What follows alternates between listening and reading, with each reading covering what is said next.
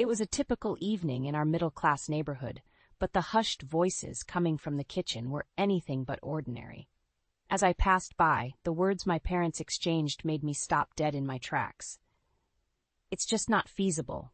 With Kale's potential on the line, Rowan will be fine with her aunt." My heart sank as the realization hit me. They were discussing sending me away to live with my aunt while the family moved to further my younger brother's sports career.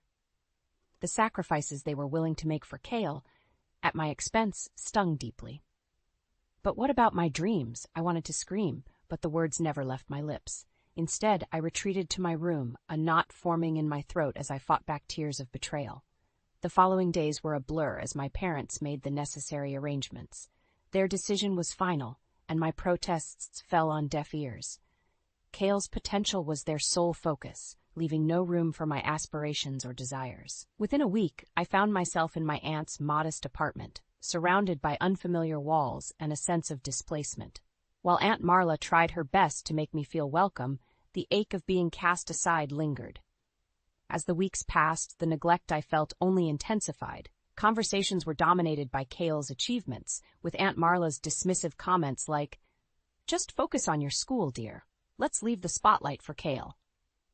My talents and passions seemed to fade into insignificance, overshadowed by the glory bestowed upon my brother. But a tiny spark within me refused to be extinguished. It was during my school's literary club meetings that I found solace in the written word.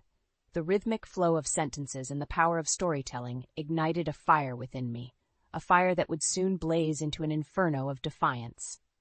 The modest apartment felt suffocating, a constant reminder of my diminished standing within the family. Even here, under Aunt Marla's roof, the shadow of Kale's success loomed large, obscuring any chance for me to shine. "Did you hear about Kale's latest tournament win?" Aunt Marla would gush, her eyes sparkling with pride as she recounted every detail. "He's on track to become a true champion." I forced a smile, swallowing the bitter resentment that threatened to spill out. It seemed no matter where I went, my brother's accomplishments overshadowed my own existence. School offered a temporary respite, a place where I could escape the constant comparisons and find solace in the written word. The literary club became my sanctuary, a haven where my talents were nurtured and celebrated. Mrs. Wilkins, the club's advisor, saw something in me that even my own family had overlooked. "Your writing has such depth and emotion," she would say, her gentle encouragement fueling my passion. As the weeks turned into months, my skills flourished, and I found myself pouring my heart and soul into every piece I crafted. The lines between fiction and reality blurred as I wove tales of neglect and resentment, channeling the turmoil that had become my constant companion. "Rowan, this is exceptional work," Mrs. Wilkins beamed one day, holding up a script I had written. "Have you considered submitting it to the state competition?"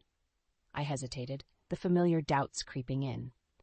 Would my family even care if I succeeded? Or would they simply brush it aside, as they had done countless times before? But something within me stirred, a burning desire to prove my worth, to step out from Kale's overwhelming shadow and claim my own spotlight. "I'll do it," I declared, my voice trembling with a mixture of fear and determination. The weeks leading up to the competition were a blur of late nights and frantic revisions. I poured every ounce of my being into that script, infusing it with the raw emotions that had festered for far too long. When the results were announced, and my name echoed through the auditorium as the winner, I should have felt elated. But the hollow silence that greeted me upon returning home was deafening. "That's nice," Aunt Marla offered half-heartedly. "Anyway, did you hear Kale is now ranked statewide?" That was the final straw. Years of bottled-up frustration and resentment erupted, igniting a fire within me that could no longer be contained. With trembling fingers I created a new blog, pouring my heart and soul into every word. This would be my voice, my platform to expose the injustice of parental favoritism that had plagued my life. Little did I know, the spark I had ignited would soon become an inferno, one that would consume everything in its path, and change the course of my life forever. In the weeks that followed my state competition victory, the euphoria of accomplishment slowly faded, replaced by a familiar ache of neglect. As the accolades trickled in, my family's indifference was deafening. Congratulations on your win, Aunt Marla offered half-heartedly during one of our rare interactions. It's just too bad it couldn't be a real sport like Kale's. Her words stung like a slap across the face, magnifying the sense of injustice that had been simmering within me. Why was my passion for writing seen as inferior, while Kale's athletic pursuits were placed on a pedestal? The blog, my secret outlet for venting my frustrations, became a beacon of solace. With each entry, I poured out the raw emotions that had been bottled up for far too long, exposing the harsh realities of parental favoritism. Today, my family proved once again that my achievements are nothing more than a footnote in the grand narrative of my brother's success, I wrote, my fingers furiously tapping away at the keyboard. Little did I know, my words were striking a chord with readers far beyond the confines of my small world. Comments flooded in, each one a validation of the pain I had endured. This speaks volumes about forgotten kids. I can relate to the feelings of neglect so deeply. Keep writing. Your voice is being heard. With each message of support, a newfound sense of purpose ignited within me. I was no longer just venting my personal grievances. I was giving voice to a silent struggle shared by countless others. It was then that the unexpected happened. An email from a publisher, expressing interest in turning my blog into a book. They saw the raw, unfiltered emotion in my words and believed my story needed to be shared on a larger scale. For a fleeting moment, I hesitated. Would putting my family's dysfunction on public display only further alienate me from them?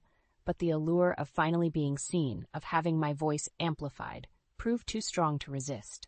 Without seeking approval or even mentioning it to my relatives, I accepted the publisher's offer. This was my chance to break free from the shadows that had suffocated me for far too long. The following months were a whirlwind of interviews, revisions, and countless sleepless nights spent pouring my soul onto the pages. Each chapter was a cathartic release, a purging of the pain and resentment that had festered for years. Finally, the day of the book launch arrived, and I found myself surrounded by strangers who had become kindred spirits through the shared experience of my words. As I clutched the freshly printed copy, a sense of pride and accomplishment washed over me, a feeling I had craved for so long. But the euphoria was short-lived. Within days, news of my book's controversial subject matter had spread like wildfire, igniting a firestorm of backlash from the very people it exposed. How could you air our dirty laundry like that? Aunt Marla's voice crackled through the phone, laced with a mixture of anger and disbelief. It was then that I realized there was no turning back. The consequences of my actions had been unleashed, and the only path forward was through the flames I had ignited myself. The backlash from my family was swift and unrelenting. Aunt Marla's scolding phone call was just the beginning of a firestorm that threatened to consume me entirely. "You've betrayed us all." My mother's shrill voice echoed through the receiver, her words dripping with venom. "How could you put our personal lives on display like that?" I tried to explain, to make them understand the years of neglect and resentment that had fueled my actions, but my pleas fell on deaf ears. They saw only the perceived betrayal, not the pain that had driven me to it. Yet, as the flames of their anger raged, an unexpected force began to rise. A groundswell of support from those who had read my book and found their own stories reflected in its pages. "Thank you for giving a voice to the forgotten ones," read one comment on my blog. "Your courage to speak out is inspiring," another echoed. It was as if a dam had burst, unleashing a torrent of shared experiences and validations from people who had endured similar struggles. The more the backlash from my family intensified, the louder the voices of support became. Suddenly, my once isolated narrative had ignited a movement, a rallying cry for those who had been overlooked and neglected in favor of their siblings' successes. Media outlets began to take notice, eager to amplify the conversation around parental favoritism and its insidious effects.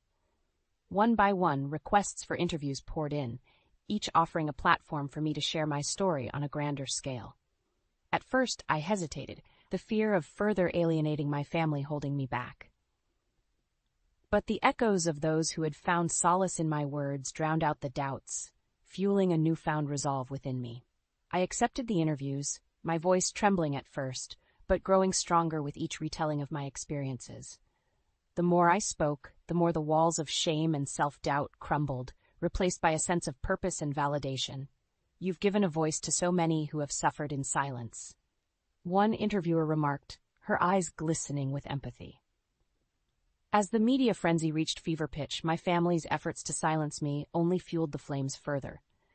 Their attempts to discredit my story and paint me as a disgruntled, attention-seeking child backfired spectacularly, drawing even more attention to the very issues they sought to bury. It was then that an unexpected opportunity presented itself, a publisher eager to capitalize on the growing interest in my story. They saw the potential in expanding my narrative beyond the confines of a blog, offering me a chance to share my experiences on a national scale. Without hesitation, I accepted their offer, my mind already racing with the possibilities of reaching an even wider audience. This was no longer just about venting my personal grievances. It had become a movement, a clarion call for change. With each interview, each article, and each new reader who found solace in my words, the flames of my rebellion burned brighter, fueled by a newfound sense of purpose and the knowledge that I was making a difference in the lives of countless others. The consequences I had once feared had become the very catalysts for my growth and empowerment. And as the smoke cleared, a new path emerged, one that would lead me toward a future beyond the shadows of my family's betrayal. As the firestorm of publicity surrounding my story raged on, the once quiet confines of Aunt Marla's apartment became a battlefield. Her initial disbelief had given way to outright hostility, fueled by the growing media attention. "How could you do this to our family?" she would snarl, her eyes narrowed with contempt. "You've dragged all of our names through the mud." I tried to reason with her, to explain that my intentions were never to hurt or betray, but merely to shed light on a systemic issue that had plagued my life. But my words fell on deaf ears, drowned out by the echoes of her anger and disappointment. "You've made your bed, Rowan," she spat. "Now you'll have to lie in it."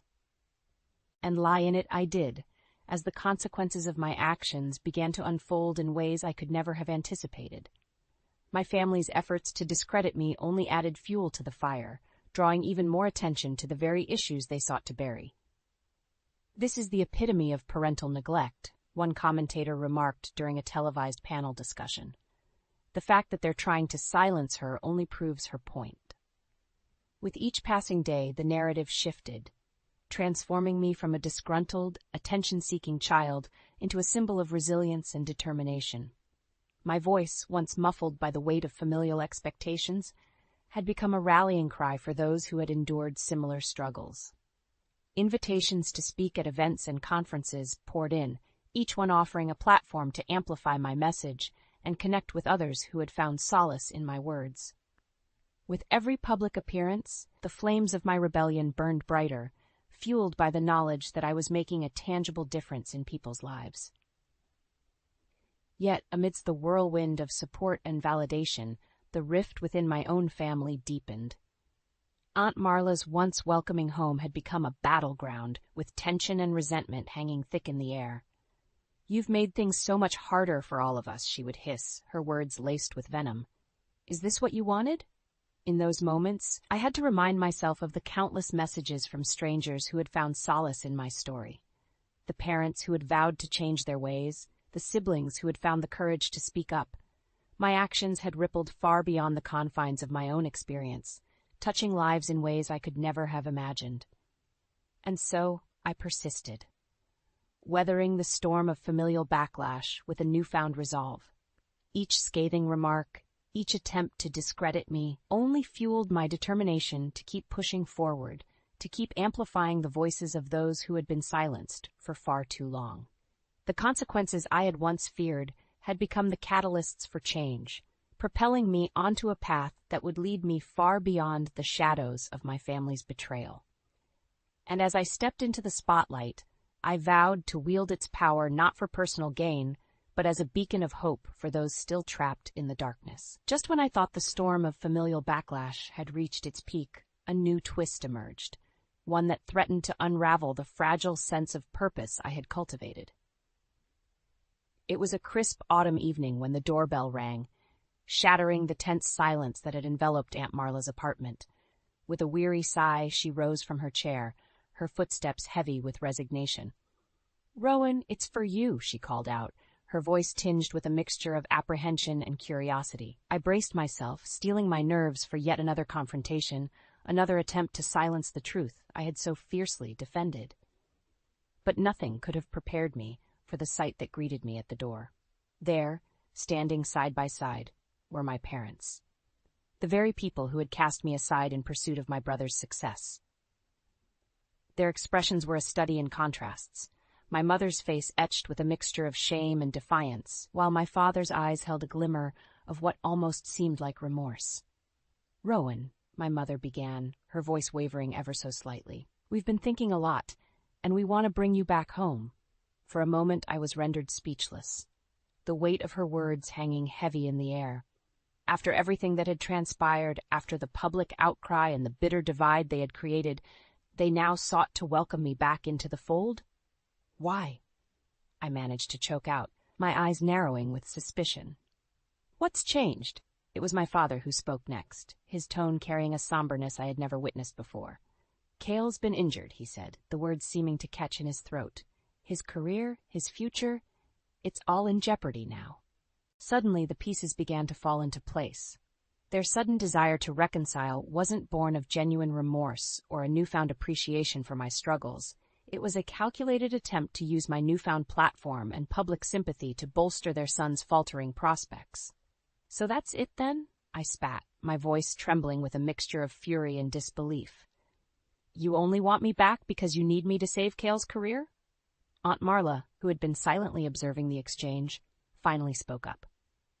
"Rowan, maybe you should hear them out," she urged, her eyes pleading with me to keep an open mind. But I had heard enough. The truth, as ugly as it was, had finally been laid bare, stripping away any lingering illusions about my family's motivations. "No," I said firmly, my resolve hardening with each passing second. "I won't be a pawn in your game any longer." With that, I turned on my heel and retreated back into the apartment, slamming the door behind me. The echoes of my parents' protests faded into the distance, drowned out by the overwhelming sense of validation that coursed through my veins. They had revealed their true colors, confirming what I had suspected all along. Their love and acceptance were conditional, hinging on my willingness to play a supporting role in Cale's narrative. As I paced the confines of the apartment, a newfound determination took root within me. If they thought I would simply capitulate and play along with their charade, they were sorely mistaken. It was time to take a stand, to confront them publicly and expose the depths of their conditional affection. The world had rallied behind my story, my voice, and now I would wield that power to shatter the facade they had so carefully constructed. With trembling fingers, I began to draft a statement, pouring my emotions onto the page with a fervor that betrayed years of pent-up frustration. This would be my moment, my opportunity to reclaim the narrative and reveal the ugly truth that had been obscured for far too long. As the words took shape, a sense of liberation washed over me. I was no longer the forgotten child, relegated to the shadows of my family's ambitions. I was a force to be reckoned with, a voice that would not be silenced, and the world was about to bear witness to my defiance. The air was thick with tension as I stepped into the dimly lit coffee shop, my hands trembling ever so slightly. This was it. The moment I had been both dreading and anticipating, the culmination of years of pent-up frustration and resentment. My parents sat huddled together at a corner table, their faces a mask of apprehension and confusion. They had come at my insistence, summoned to this public venue under the guise of seeking reconciliation. But reconciliation was the furthest thing from my mind. This was my chance to confront them, to strip away the facade of familial devotion they had so carefully constructed, and expose the truth that had been obscured for far too long. As I approached the table, their eyes met mine, a flicker of hope mingled with trepidation. "Rowan," my mother began, her voice strained, "we're so glad you agreed to meet with us." I said nothing, simply taking my seat across from them, my gaze unwavering. The silence stretched on, thick and palpable, as I let the tension build, savoring the power I now held. Finally I spoke, my voice steady and resolute. "Why did you really come back for me?" My father exchanged a puzzled glance with my mother before turning back to me. We've already told you, sweetheart. We want to bring you home to be a family again. I shook my head slowly, a bitter smile tugging at the corners of my lips. No, that's not it. You only want me back because of Cale's injury, because you need the public's sympathy to save his career. The words hung in the air like a heavy shroud, their weight suffocating. My parents' expressions shifted, a mixture of shock and anger flickering across their faces. How dare you accuse us of such a thing? My mother hissed, her eyes narrowing with fury. We are your parents, and we only want what's best for you. It was then that I knew I had struck a nerve, exposed the raw truth that they had so desperately tried to conceal. With a deep breath, I pressed on, determined to unravel the tangled web of lies they had woven. Really? I challenged, leaning forward in my chair. Then tell me, if Cale's career hadn't been jeopardized, would you have ever come back for me? The silence that followed was deafening, a silent admission of the truth we all knew but had refused to acknowledge. My parents shifted uncomfortably, their faces a study in conflicted emotions. Finally, it was my father who spoke, his voice heavy with resignation. Rowan, you have to understand, your brother's future was our priority. We couldn't let anything stand in the way of his success. There it was, the ugly truth laid bare for all to see. Their love, their acceptance, had always been conditional, a twisted hierarchy where my dreams and aspirations were mere footnotes in the grand narrative of Cale's ascent. So, that's it then? I shot back, my voice trembling with a mixture of fury and vindication. Is it really me you came for, or is it the public sympathy you need for Cale? The silence that followed was deafening. A silent admission of the truth we all knew but had refused to acknowledge. My parents shifted uncomfortably, their faces a study in conflicted emotions. But I wasn't finished. With a steely resolve, I pressed on, determined to expose the depths of their betrayal to the world. You see, this is exactly why I wrote that book, why I shared our story, I declared, my voice rising in defiance. Because for too long, families like ours have operated under the illusion of unconditional love, when in reality, it's all about meeting certain conditions, sacrificing one child's dreams for another's. As the words spilled forth, I could feel the weight of years of resentment and neglect lifting from my shoulders, replaced by a sense of liberation and purpose. Around us, the hushed murmurs of the coffee shop patrons had given way to rapt attention, as if the entire room was holding its collective breath, hanging on my every word. In that moment, I knew I had won. The facade had crumbled, the truth laid bare for all to see. My parents sat before me, their masks stripped away, exposed as the flawed, conditional figures they truly were. And as the world bore witness to my defiance, a newfound sense of strength coursed through my veins. I was no longer the forgotten child, relegated to the shadows of my family's ambitions. I was a force to be reckoned with, a voice that would not be silenced. And this was only the beginning. The air was electric with excitement as I stepped into the bustling bookstore, the familiar scent of freshly printed pages mingling with the chatter of eager fans. This was a moment I had once only dreamed of, a celebration of my story, my journey, and the power of a single voice to ignite a movement. Aunt Marla stood at the front of the crowd, her face beaming with pride, a stark contrast to the indifference she had once shown. By her side were the friends I had made along the way, kindred spirits who had found solace and validation in my words and had rallied to my side as steadfast supporters. Rowan, we're all so incredibly proud of you, Aunt Marla gushed, enveloping me in a warm embrace. Who would have thought that your little blog would turn into this? I smiled, my cheeks flushing with a mixture of humility and triumph. It had been a long, arduous journey, fraught with pain and heartbreak, but also immense growth and self-discovery. As I took my seat at the signing table, the first fan stepped forward, clutching a copy of my book with trembling hands. Thank you, she whispered, her eyes glistening with unshed tears. Your words gave me the courage to speak up about my own struggles. One by one, they came, each with their own story, their own journey that had intersected with mine. A mother who had vowed to change her ways, a sibling who had found the strength to confront long-buried resentments. My words had struck a chord, resonating far beyond the confines of my personal experience. With each signature, each heartfelt exchange, I felt a sense of purpose and validation that transcended any accolade or achievement. This was no longer just about my story. It was about giving a voice to the voiceless, shining a light on the insidious impacts of parental favoritism and conditional love. As the line dwindled and the event drew to a close, Aunt Marla approached me once more, her eyes shining with a newfound understanding and appreciation. "Rowan, I owe you an apology," she began, her voice thick with emotion. "For so long, I was blinded by the idea of supporting Cale's dreams that I failed to see the pain and neglect you were enduring." I opened my mouth to respond, but she held up a hand, silencing me with a gentle shake of her head. "No, let me finish. What you've accomplished here, the lives you've touched, the conversations you've sparked, it's made me realize that true love, true support, isn't about putting one child on a pedestal at the expense of the other. It's about nurturing each unique talent, each individual dream, and creating an environment where everyone feels valued and seen."